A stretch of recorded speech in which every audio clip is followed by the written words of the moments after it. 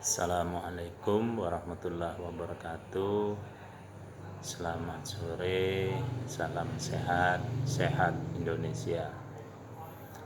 Video ini sengaja saya buat sekedar untuk berbagi pengalaman, berbagi pembelajaran terkait apa yang saya rasakan, apa yang saya alami, yaitu kejadian sakit dan terkonfirmasi positif COVID-19.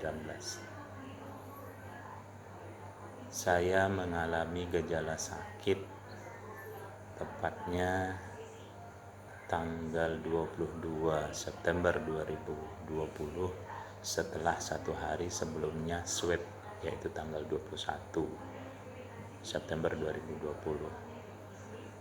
Kejadian sakit ini berlangsung lebih kurang 1 minggu, tapi hasil swab dinyatakan COVID itu hampir 2 minggu, tepatnya tanggal 3 Oktober baru saya ditelepon oleh pihak puskesmas bahwa saya dinyatakan COVID. Sementara institusi kami baru menerima hasil resmi dari Dinas Kesehatan Kota itu baru tanggal 4 Oktober. Jadi ada rentang lebih kurang 2 minggu dari saya mengalami sakit sampai hasil swab itu diberitahukan atau kami dapatkan. Sementara dalam rentang waktu itu saya sudah mengalami sakit dan kontak dengan orang lain. Kontak dengan orang lain karena saya tidak tahu saya mengalami COVID, walaupun gejalanya memang gejala yang sebagian itu sering kita alami, tapi ada sebagian yang memang khas tidak pernah saya alami pada saat sakit. Adapun gejala yang khas yang saya alami pada saat saya sakit kemarin dan dinyatakan terkonfirmasi positif COVID adalah yang pasti saya mengalami demam panas tinggi atau lebih tepatnya demam meriang mulai hari Selasa tanggal 22 September 2020 setelah satu hari swab.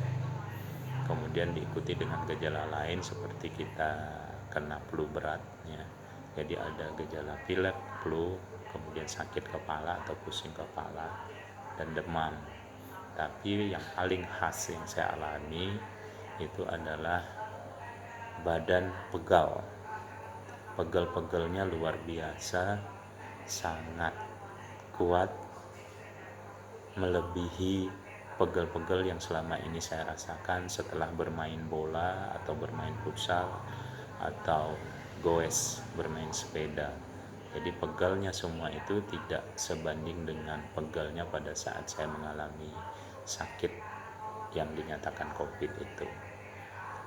Tapi alhamdulillah gejala khas lain yang mungkin dirasakan oleh orang lain tapi tidak saya rasakan, sehingga menjadikan saya itu merasa bukan COVID sebelum hasilnya keluar, itu adalah saya tidak kehilangan indera penciuman dan indera perasa yang mungkin sebagian orang lain merasakan kehilangan indera penciuman dan perasa.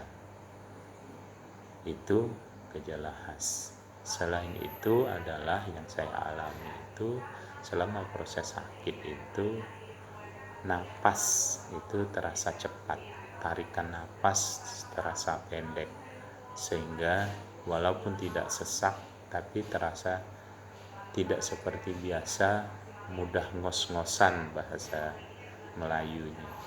Jadi tarikan napas itu terasa pendek dan cepat.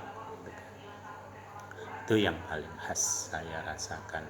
Oleh karena itu jika saudara atau keluarga atau mungkin masyarakat di lingkungan kita mengalami gejala-gejala yang seperti saya alami, jadikanlah itu sebagai indikasi terkonfirmasi positif COVID walaupun tidak swab atau mungkin hasil swabnya belum keluar.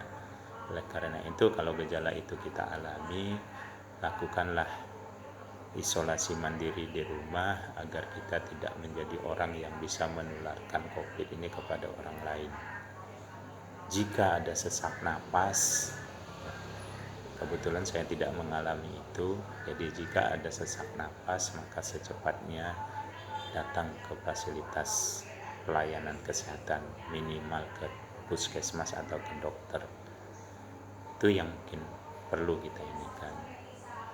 Terkait kejadian yang saya alami, rentang waktu antara swab dengan hasil yang saya dapatkan terkonfirmasi positif yang hampir 2 minggu, itu mungkin menjadi hal penting untuk dievaluasi khususnya oleh pemerintah.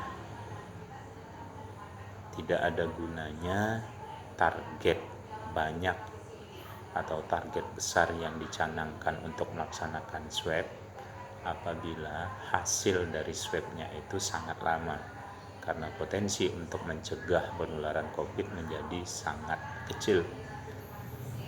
Akan lebih baik mungkin target swabnya per hari itu sedikit, tapi hasil swabnya itu lebih cepat waktu keluarnya 2-3 hari, sehingga potensi untuk mencegah penularan penyakit COVID ini menjadi lebih besar, karena kita yang mengalami gejala itu lebih tahu lebih awal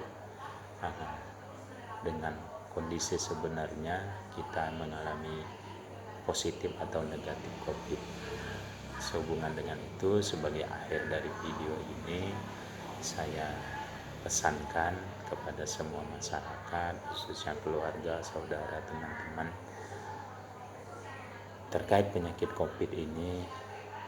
Pertama, penyakit COVID tidak perlu ditakuti sehingga membuat kita stres dan menyebabkan imunitas kita menjadi menurun. Kemudian yang kedua, penyakit COVID ini bukan penyakit yang memalukan sehingga kita malu untuk mengakui, malu terhadap tetangga dan lain sebagainya kalau kita kena COVID, sehingga potensi untuk menularkan kepada orang lain menjadi lebih besar. Yang ketiga, COVID adalah penyakit yang ada kenyataannya. Jadi jangan sekali-sekali kita menganggap remeh, apalagi menganggap dan membuat statement bahwa COVID itu adalah buatan atau settingan. Karena saya sendiri mengalami gejala-gejala sebagai orang yang terkonfirmasi positif. Itu mungkin yang bisa saya pesankan. Terakhir, lebih baik kita mencegah untuk terhindar dari penyakit COVID daripada mengobati setelah kita sakit. Oleh karena itu, tetaplah untuk mengikuti protokol kesehatan yang disarankan oleh pemerintah. Paling tidak, jangan kendor memakai masker, kemudian tetap mencuci tangan setelah melakukan aktivitas apapun sebelum kita memegang area wajah, baik makan, cium, dan lain sebagainya. Dan yang ketiga, jaga jarak. Kalaupun jaga jarak, social distancing atau physical distancing sulit untuk kita hindari, paling tidak masker tetap harus kita pakai, karena dengan menggunakan masker maka kita bisa menghindari atau mencegah untuk tertular atau menularkan penyakit kepada orang lain. Mungkin itu yang bisa saya sampaikan. Atas perhatiannya terima kasih.